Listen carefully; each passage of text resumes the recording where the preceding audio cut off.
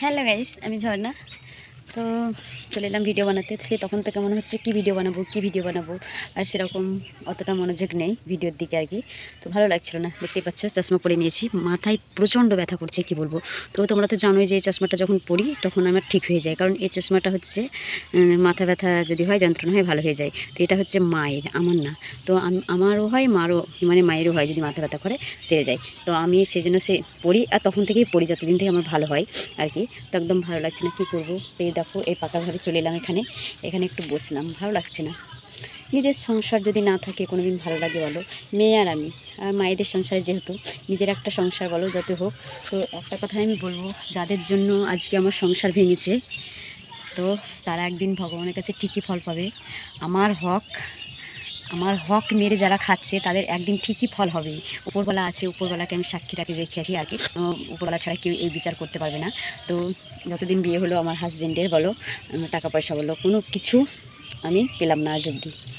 কয়েকটা শত্রু আছে আমার, এই শত্রুদের জন্য আর কি। মা বাবা কে মানুষ করে না, কার ছেলেকে মানুষ করে না বলো তো? তাই বলে কি সব মা বাবাকেই দিয়ে দিতে হয়? তাহলে সবাই আর বিয়ে করতো না, যে বউকে মেয়েকে দিয়ে দিতে হবে টাকা পয়সা বলে, তাহলে আর বিয়ে কেউ করতেও না, আর মা বাবাতেও দিত না যে টাকা পয়সাগুলো সব খাবো বলে। তো পৃথিবীতে এমন মা বাবা কারোর যেন না হয় যে ছেলের বিয়ে দেবো, তারপর মার অত্যাচার করে মায়েদের বাড়ি পাঠিয়ে দেবো, বাচ্চাকে দেখবো না, আর সেই টাকাগুলো আমরা নিয়ে বসে বসে খাবো।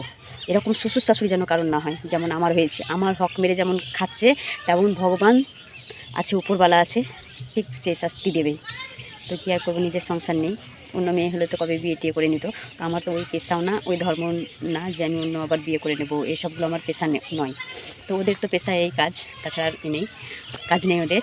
তো আমি শুধু একটা কথাই বলি, আমার হক মেরে যারা খাচ্ছে, আমি যেগুলো পেতাম আর কি, যারা নিচ্ছে, তাদেরকে ভগবান ঠিকই একদিন শাস্তি দেবে। আমি শুধু উপরবেলা, আমি বারবার বলছি, আমি উপরবেলাকে দেখিয়ে চলছি। আমার ছোট্ট মেয়ে ছোট থেকে ওর কথা ছিল মা বাবা, ঠাকুর বাবা, ঠাকুমা, সবার কাছে স্নেহ, আদর, মায়া, মমতায় বড় হবে, কিন্তু সেও পেল না।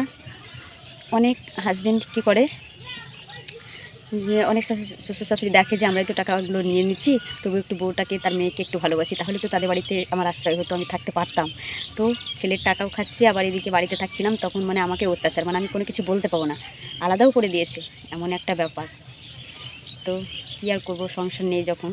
তো নিজের পায়ে নিজে একটা দাঁড়াবার চেষ্টা আছে, মেয়েটার বিয়ে দেবো, তারপর তো নিজের পায়ে আমাকে দাঁড়াতে হবে। আর আমার বিয়ের কথা বলতে, আমি বিয়ে টিয়ে কোনো কিছুই করবো না, কারণ আর কটা দিন বলো, মেয়ে তো বড়ই হয়ে গেছে।